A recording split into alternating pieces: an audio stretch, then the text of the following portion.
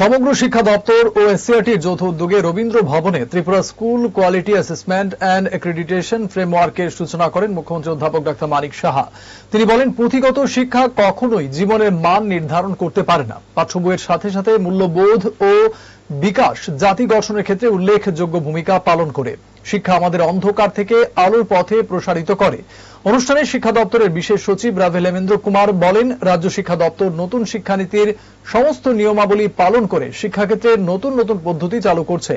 অনুষ্ঠানে উপস্থিত ছিলেন বুনিয়াদী ও মাধ্যমিক শিক্ষা দপ্তরের অধিকর্তা এনসি শর্মা ও এসবিআই ফাউন্ডেশনের সিইও সঞ্জয় প্রকাশ প্রমুখ।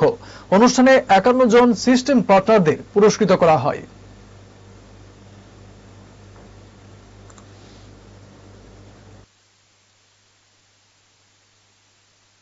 সিবিএসই বোর্ডের যে পড়াশোনার কারিকুলাম সেগুলো ত্রিপুরাতে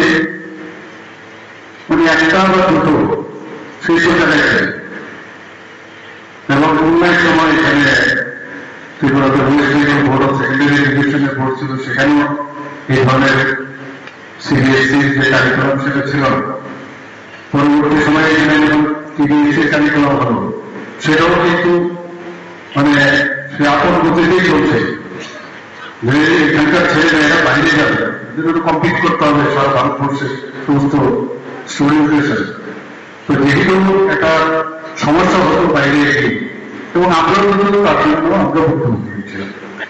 তো এখন মাননীয় প্রধানমন্ত্রীজি যখন ন্যাক 2020 ন্যাশনাল এডুকেশন পলিসি করলেন, যে সব জায়গায় একটা এক ধরনের যদি কারিকুলাম করা যায় টু সাম এক্সটেন্ট, তাহলে সমস্যা হওয়ার সুবিধা থাকে না। যখন অভিজ্ঞান প্রশ্নপত্র হয় সমস্ত ভারতবর্ষে, তবে আমাদের ছেলে মেয়েরা সেইভাবে কমপ্লিট করার তাদের যে যোগ্যতা সেটা কিন্তু এখন আমি দেখতে পাচ্ছি সেইগুলো ওরা কিন্তু করতে পারছে।